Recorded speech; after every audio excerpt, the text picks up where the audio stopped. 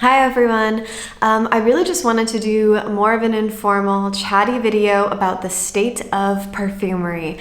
And this is a video that I wanted to do because I remember joining the fragrance community, over 10 years ago, reading tons of blogs and things on perfume and hearing a lot of lamenting about this golden age of perfumery and, what a shame it was that we're never going to have perfumes like this again, and that fragrance is just in this perpetual decline. And this is something I started hearing 15 years ago when I first started getting into fragrance.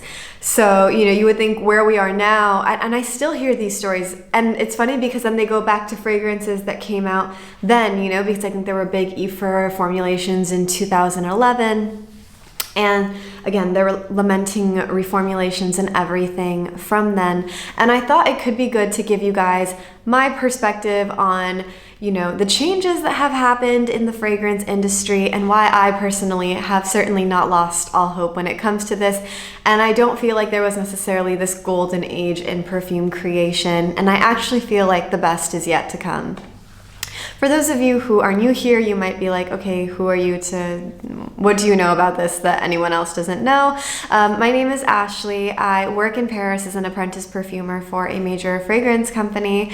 I have been working in the fragrance industry for about 10 years now and just been interested in this hobby as a whole for about 15 years.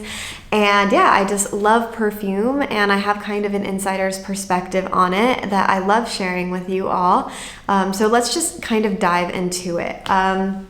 So yeah, I've been hearing about this forever, and when I started ISIPGA, they have something there called the Osmotek. For those of you who haven't heard of ISIPGA or the Osmotek, ISIPGA is a perfumery school, and the Osmotek is perfume archives, essentially. This foundation has gathered together, they've requested the formula from major fragrance houses, with the goal of preserving them. So they, have sworn that they're never going to sell them or anything. It's all top secret. Something that stuck out to me though, I was like, okay, maybe it's a taste thing, but all of these fragrances also smell vintage. Even in their original formulation, it wasn't like my heart swooned more, right? Like I like Shalimar, but I'm probably never going to wear it, even if it's very close to the original. Same with Mitsouko. The version of Mitsouko out right now, I've read a couple of reviews and people seem to really love this version. And to me, it smells close to what I've smelled in vintage formulations. It's not the exact same formula, but there's still that vibe to it. But it's still a fragrance that came out, like over 50, maybe 75 years ago. And I can respect it, I like it, but it's not gonna be my go-to. So first of all, there's that. Now let's talk about the natural facet of it. Yes, people perfumed with more naturals back then. You can go to an artisan perfumer. There are still all natural perfumers you can go to and get these fragrances. I used to work at a niche perfumery that had a huge collection of natural fragrances. And this is not to diss those perfumers at all, but you make better fragrances with a mixed media palette. And by better, I just mean more palatable, more largely pleasing.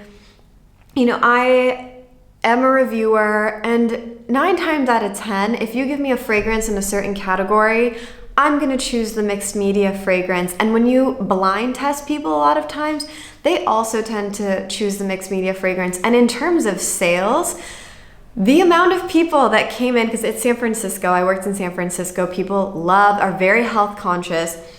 Numbers of people would seek us out and ask for a natural fragrance and would leave with a mixed media fragrance. And if it wasn't clear by mixed media, I mean a fragrance that used synthetic and naturals, which is largely what's on the market, even with designers. It's fragrances that have naturals and synthetics together. And I would let them know, this fragrance they ended up choosing is not all natural.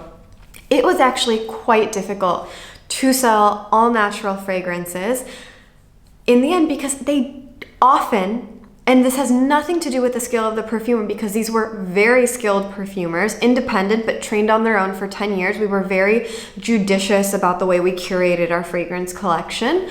Yeah, they just didn't resonate with people the same way. So you think you want something with high amounts of naturals, a lot of times you don't. A lot of times naturals actually smell very vintage. Now, if you do want to smell natural, you could also, buy the natural. You could buy rose oil at the same price that you could a bottle of perfume. And if you guys want a video on how to pick natural oils, let me know. I can also do that and talk about qualities of natural oils. But yeah, so also, okay, so we've gotten that out of the way. If we're not perfuming with naturals, what are we using? We're still perfuming with naturals. There's still a percentage of naturals.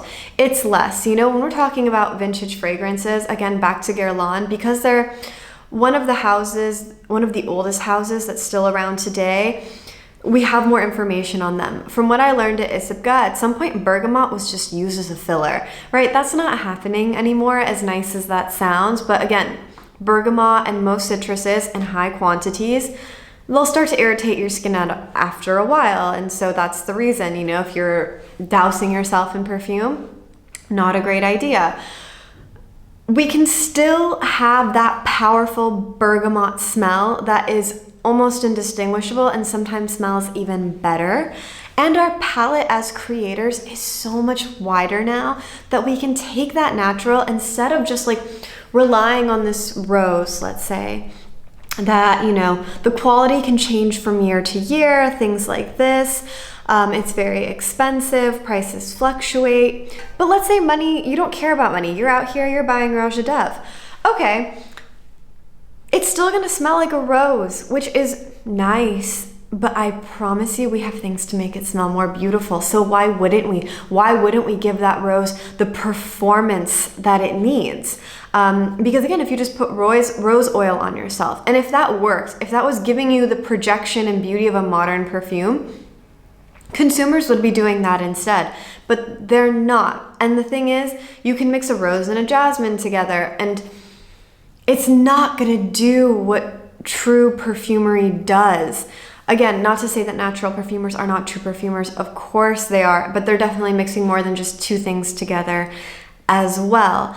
And so, yes, we have been able to expand our palettes, not only with like things you've never smelled before, synthetics you've never smelled before, but even things that already exist in nature with isolates that they didn't have 100 years ago, 100 years ago, the isolates they had like vanillin, coumarin, benzaldehyde, which smells like almonds, coumarin smells like tonka bean, vanillin, obviously vanilla.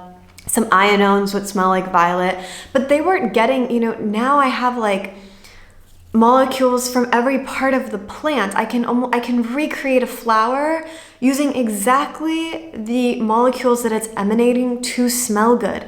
And so I can amplify all the parts that I find very beautiful and minimize the parts that you and I think smell like poop or sweat or pee or just, that flowers do naturally have. I think that the reason that we think like, oh, fragrance was so much better back then is because what stayed with us were the perfumes that survived, the perfumes that were successful enough to make it.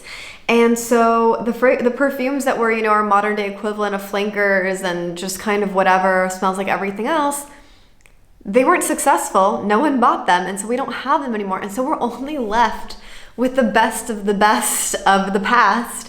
And we're comparing it to everything in our very saturated market. 50 years from now, it'll be clear. It'll be a lot more clear. And we'll be like, oh, that was the heyday of perfumery, because all that will be left were the great ones. And then we'll be inundated with the present. And we'll be like, it just all went downhill. And yeah, I'm very curious to hear your guys' thoughts on this topic and what you think. And let me know. Bye, everyone.